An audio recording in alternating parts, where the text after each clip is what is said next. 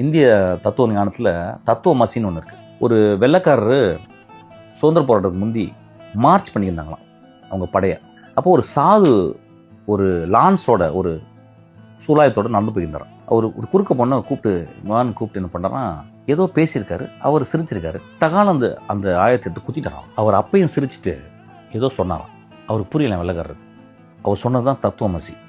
அதுக்கப்புறம் அந்த இறந்து போயிடுறாரு. அந்த வெள்ளைக்காரர் இங்கிலாண்டு போயிட்டு திரும்பி இந்தியாவுக்கு வந்து தத்துவமசினா என்னன்னு ஒரு 20 வருஷம் தேடிருக்காரு. நிறைய பதில் கிடச்சிருக்கு. ஆனால் அவர் சரியில்லை. கடைசியில் அவர் தெரிஞ்சிருக்கு, நீ தான் நான். இது நான் ரொம்ப சின்ன வயசில் படித்த கட்டுக்கதையாக கூட இருக்கலாம், ஆனால் அவ்வளோ உண்மை இருக்குது. நீ தான் நாங்கிறது ரொம்ப ஆழமான பார்வை தானே. உங்கள் காலில் அடிபட்டுச்சுன்னு வச்சுங்களேன். இப்போ என் காலில் தான் அடிபட்டுச்சு.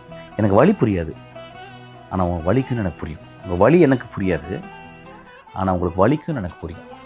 உங்கள் வலிக்கும்னு எனக்கு புரிஞ்சிச்சுன்னா வச்சுங்களேன், நீங்கள் நானும் ஒன்று தான்.